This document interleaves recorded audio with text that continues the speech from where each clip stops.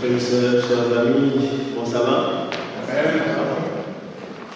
Chaque fois que le Seigneur nous accorde ce privilège de nous trouver à ses pieds, et que nous choisissons de rester à ses pieds, nous choisissons la bonne part. Ce matin, c'est une grâce de pouvoir être en vie, de pouvoir être en mesure de se déplacer et d'être présent pour louer notre Dieu. Vous savez, à chaque sabbat, c'est une convocation spéciale que le Seigneur nous lance. Eh bien, il nous faut profiter de ce moment, car lorsque nous rencontrons avec notre Seigneur, eh bien, il ne nous laisse pas sans nous bénir. Ce matin, pour notre méditation ou le message du jour, nous avons choisi, sous l'inspiration du Saint-Esprit, de parler de ce verset que nous connaissons tous. Ces versets qui se trouvent dans l'Évangile selon Saint Matthieu, au chapitre 28, les versets 16 à 20. L'Évangile selon Saint Matthieu, le dernier chapitre, le chapitre 28, les versets 16 à 20. Nous lisons: les 11 disciples allèrent en Galilée sur la montagne que Jésus leur avait désignée. Quand ils le virent, ils l'adorèrent, mais quelques-uns eurent des doutes. Jésus s'étant approché leur parla ainsi: tout pouvoir m'a été donné dans le ciel et sur la terre. Allez, faites de toutes les nations des disciples, les baptisant au nom du Père, du Fils et du Saint-Esprit, et enseignez-leur à observer tout ce que je vous ai prescrit. Et voici, je suis avec vous tous les jours jusqu'à la fin du monde. Prions le Seigneur. Notre Dieu, notre Père céleste, nous arrivons en ce moment où nous devons partager le pain de vie. De grâce, Père, manifeste-toi et fais-nous sentir ta présence parmi nous, en nous, et que ton Esprit Saint permette à ce que cette parole puisse trouver le tréfonds de nos cœurs. Reste avec nous, parle à nos cœurs, en Jésus-Christ, pour savoir, nous te prions. Amen. Amen. Au chapitre verset 16, il est dit: les 11 disciples allèrent en Galilée. Nous savons tous qu'il y avait 12 disciples. Mais pourquoi mentionne-t-on 11? Eh bien, mesdames et messieurs, nous sommes rendus après la résurrection de Jésus. Et nous savons que Judas avait décidé de se laisser utiliser par Satan, et c'est Judas qui avait causé, ou qui était l'élément déclencheur pour pouvoir arrêter Jésus. Et maintenant, après la résurrection, Jésus rencontrait ses disciples, où il devait avoir cet dernier entretien, où Jésus devait prononcer ses derniers mots. Et vous savez, comme moi, que les derniers mots de quelqu'un est très important. Et Jésus a dévoilé ces derniers mots à des personnes importantes. Lorsque quelqu'un meurt, eh bien, il prépare son testament, et son testament, ce sont ses derniers mots. Et il n'y a personne qui peut changer ce qui est dans le testament. Et le testament, normalement, est présenté à des personnes spéciales. Eh bien, voilà le testament de Jésus. Dans ce testament, Jésus a donné une mission à ces personnes spéciales, ses disciples. Et dans ce testament, Jésus leur a donné une mission. Il a donné une mission à ses disciples. Et cette mission, c'est de prêcher l'évangile, c'est de proclamer la bonne nouvelle, c'est d'évangéliser. Ce matin, si nous devons nous poser cette question, c'est quoi l'évangélisation? Évangéliser, mesdames et messieurs, c'est de présenter Christ à l'humanité comme sauveur vivant et comme le seul espoir de ce monde. Évangéliser, c'est donner de l'espoir à un monde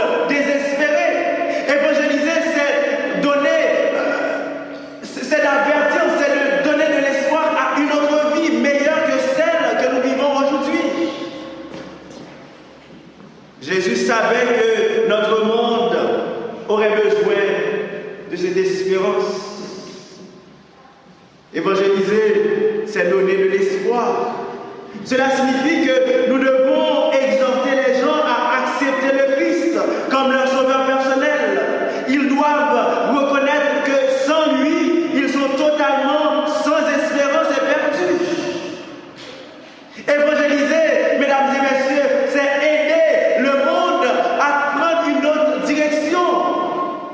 Souvent, le monde agit d'une telle manière, et bien c'est parce que le monde n'a pas ce réconfort, n'a pas ce consolateur que Dieu nous avait promis, le Saint-Esprit.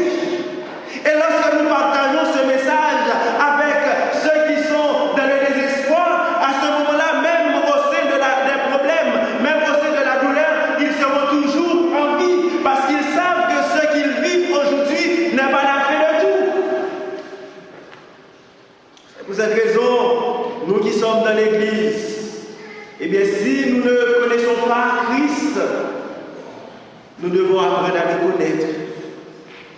Nous serons en mesure de mieux supporter les douleurs de ce monde en attendant le retour à gloire de Jésus.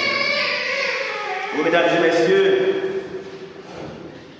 dans l'évangile de Jean, le Seigneur a laissé un exemple pour nous, à savoir comment nous devons partager notre foi avec nos proches. Vous savez, l'évangélisation a plusieurs volets. Il y a le volet public, il y a le volet personnel, familial. Et bien dans l'évangile, selon Saint Jean au chapitre 1er, les versets 40 à 41, nous voyons un homme, un disciple, celui qui a commencé avec cette partage. Jean chapitre 1er, les versets 40 à 41.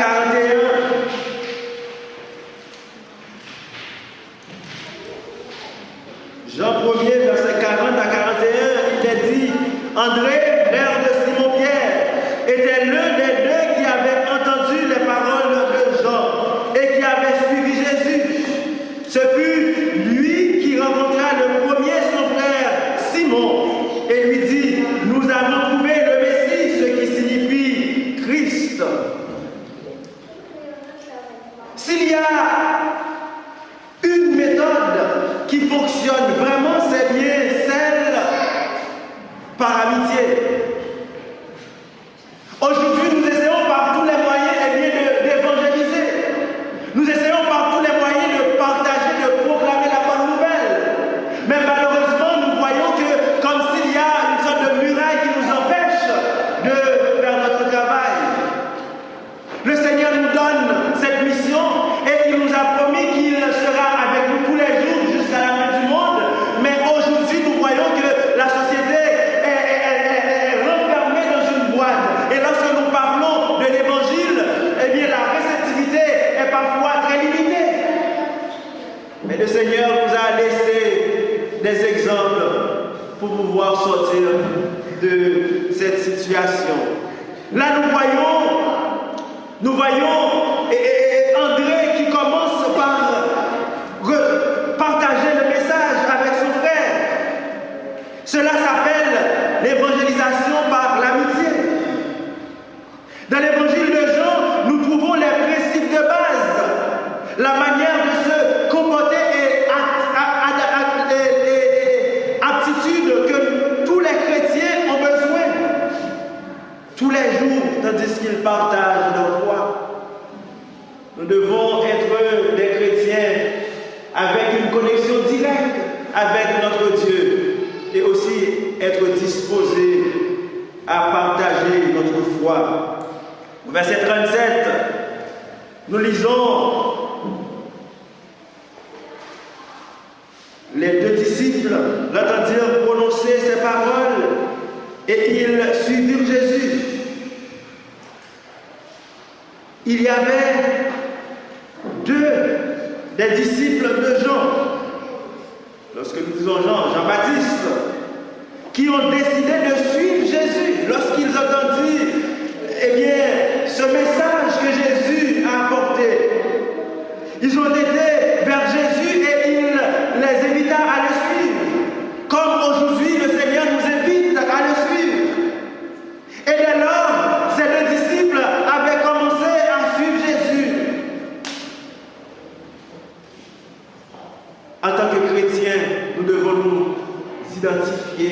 ses deux disciples.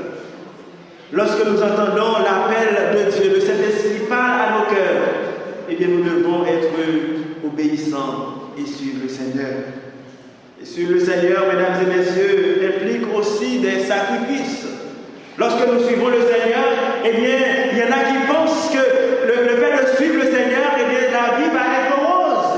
Non, Jésus-Christ n'a jamais prêché ce genre de message. Ça, c'est la grâce à bon marché. Jésus a prêché un message, eh bien, il faut quitter pour me suivre. Cela veut dire que lorsque nous quittons, il y a la souffrance.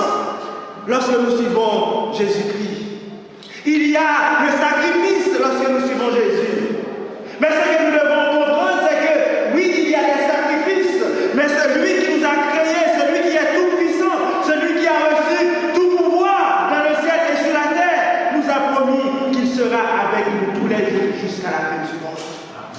Même de la souffrance, lorsque nous sommes fidèles à notre Dieu, il y a de la joie.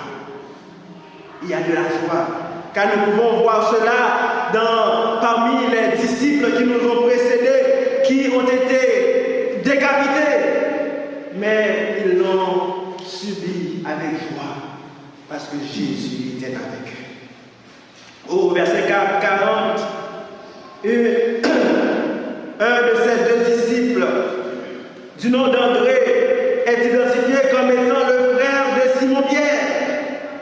Et dans ce même verset, André dit à son frère, nous avons trouvé le Messie. André a fait l'expérience personnelle avec Jésus. Et à ce moment, il peut affirmer qu'il a rencontré Jésus. Et c'est le fait qu'il a eu cette rencontre personnelle, cette expérience personnelle avec Jésus, c'est pour cette raison qu'il a pu dire que nous avons rencontré le Messie. Aujourd'hui, vous et moi pouvons nous dire que nous avons rencontré le Messie. Avons-nous eu des expériences personnelles avec Dieu qui nous permettent de dire que nous avons rencontré le Messie? Ou sommes-nous ici juste par routine? André était convaincu. Vous savez, lorsque nous sommes convaincus, à ce moment-là, nous pouvons faire de grandes choses. Essayez de vendre un produit que vous avez utilisé et avec la satisfaction que vous avez eue de ce produit, ça va être facile de pouvoir vendre ce produit à quelqu'un. Lorsque nous faisons des expériences avec Dieu, et bien à ce moment-là, nous pouvons partager la bonté de Dieu avec les autres. Mais lorsque nous n'avons pas eu d'expérience, il est difficile de partager. André a eu cette expérience et il a pu dire à son frère, nous avons trouvé le Messie. Mesdames et messieurs, chers frères et sœurs, André n'est pas allé dans le grand public pour crier aux étrangers, nous avons trouvé le Messie. Mais il est allé trouver son frère d'abord pour lui dire que nous avons trouvé le Messie. Autour de nous, nous avons des frères, nous avons de la parenté qui ne connaissent pas Jésus. Qu'avons-nous fait pour les amener à Jésus? Avons-nous pris un instant pour leur dire que Jésus a fait telle ou telle chose dans ma vie? Nous devons prendre le temps de témoigner de ce que Dieu a fait dans nos vies. Aujourd'hui, si nous avons tant de problèmes à partager le message avec les gens, c'est parce que les gens ne veulent plus entendre, il est écrit. Mais les gens veulent entendre, il a fait dans ma vie. Les gens veulent voir l'effet de ce qui est dans la Bible. C'est pour cela qu'il nous faut partager des expériences. Il a commencé par évangéliser sa famille, ses proches, ses amis, ceux qui sont tout près de lui. Il a amené son frère à Christ. Oh, il y a beaucoup de joie lorsque nous voyons un être cher se donner à Christ. André a connu ce bonheur.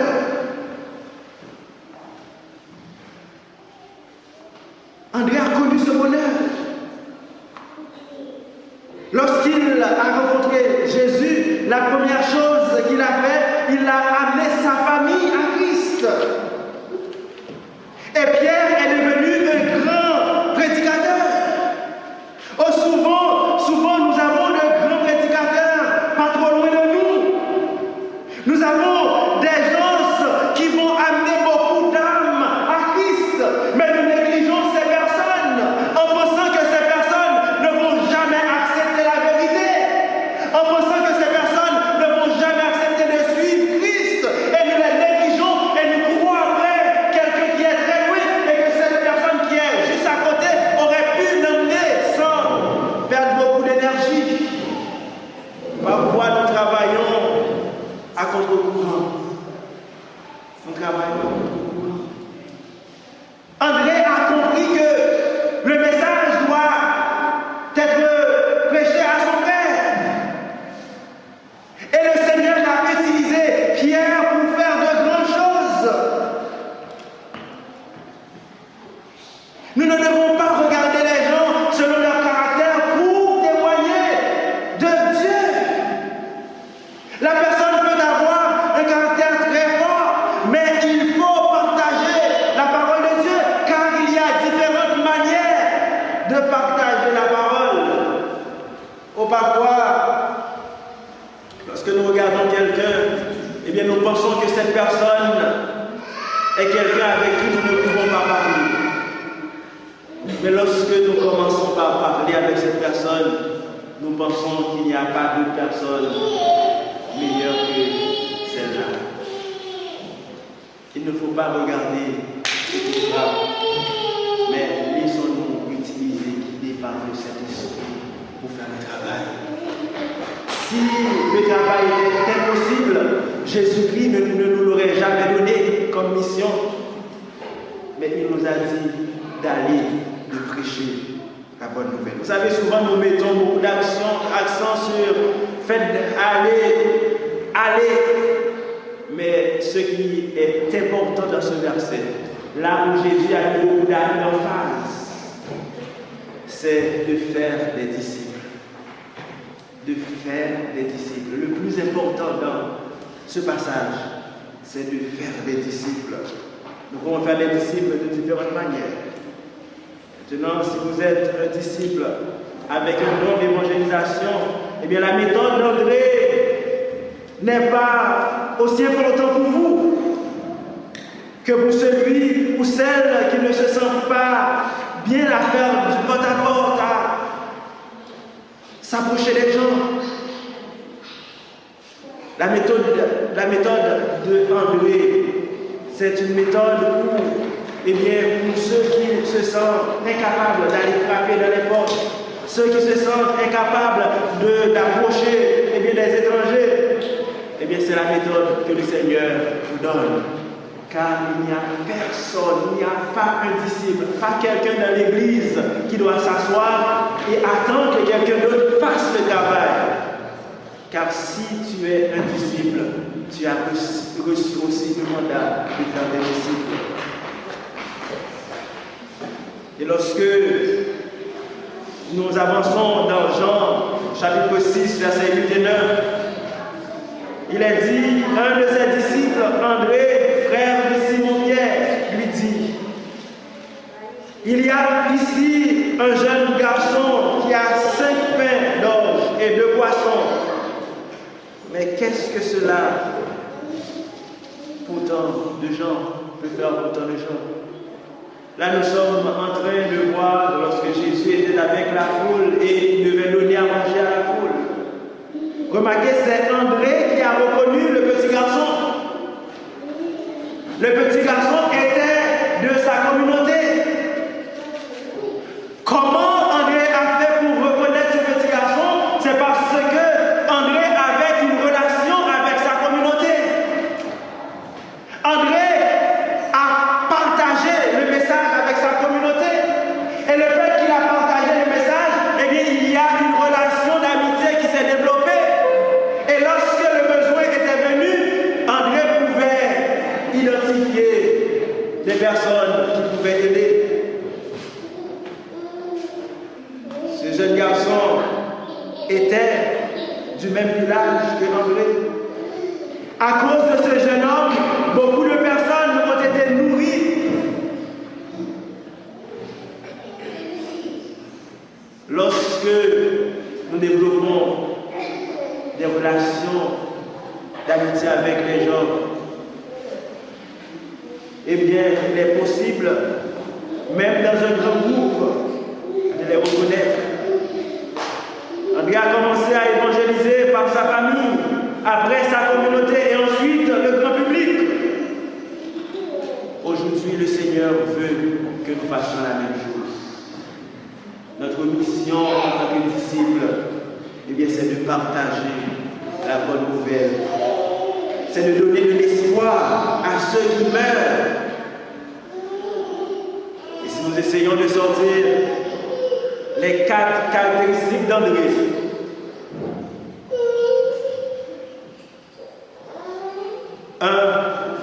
il s'est donné personnellement à Christ. Si je ne me donne pas entièrement à Christ, je ne peux pas être un disciple. Si je n'ai pas d'expérience personnelle avec le Christ, je n'ai rien à partager avec les autres. Et le fait que André a expérimenté quelque chose d'agréable avec le Seigneur. Deuxièmement, André a amené sa famille à Jésus. Le fait que André se sentait tellement bien avec Jésus, il s'est dit, il ne peut pas s'empêcher d'amener sa famille à expérimenter, à vivre ce bonheur. En tant que chrétien, eh bien, nous sommes en train de vivre une vie spéciale avec Jésus. Nous sommes en train de faire une expérience extraordinaire avec Jésus. Nous devons inviter nos semblables, nos familles, nos amis à venir à Jésus. Et le fait que maintenant nous sommes tellement bien et nous voyons des voisins qui ne sont pas, qui sont dans le désespoir, eh bien, qu'est-ce qu'André a fait troisièmement? Il a amené sa communauté à Jésus. Certainement, j'imagine que André a vu que sa communauté était en train de périr par les mœurs de la société et il s'est dit, la meilleure façon de redresser cette situation, eh bien, c'est d'amener sa communauté à Jésus. Et lorsque Jésus rentre, il fait des merveilles, il change des vies. Et quatrièmement, lorsque André a vu tout ce qui se passe dans le monde, il s'est dit, il faut qu'il amène aussi les étrangers à Jésus. Remarquez, mesdames et messieurs, chers frères et sœurs, notre société, le monde, connaît ce moment catastrophique, où ce moment catastrophique a commencé dès lors qu'on a mis la parole de Dieu de côté. Et Jésus doit revenir. Il y a des gens sincères qui attendent. La Bible nous dit, cette bonne nouvelle du royaume sera prêchée dans le monde entier pour servir de témoignage à l'ordre de la vie. Ma responsabilité, votre responsabilité, c'est de prêcher l'évangile. Car Jésus ne reviendra pas. Jésus ne reviendra pas avant que le monde soit au courant de cet évangile de salut. Et la Bible nous dit, parce que tous sauront que Jésus est le Messie, que Jésus est le libérateur, que Jésus est celui qui donne la vie, alors nous serons délivrés dans ce monde de tourment. Chers frères et sœurs, chers amis, il n'y a personne qui n'a pas un témoignage de la bonté de Jésus. Et ce témoignage que tu es en train de minimiser, ce témoignage que tu es en train de dévaloriser, il peut faire de grandes choses dans la vie de quelqu'un qui meurt sans espérance. Partageons témoignage avec quelqu'un. Peut-être que tu n'auras pas le temps de voir le résultat. Et quand Jésus reviendra, tu sauras que c'est par ton témoignage que ta soeur, que ton frère, que ton voisin, que celui que tu ne connais même pas est sauvé pour la gloire de Jésus. Que le Seigneur vous bénisse.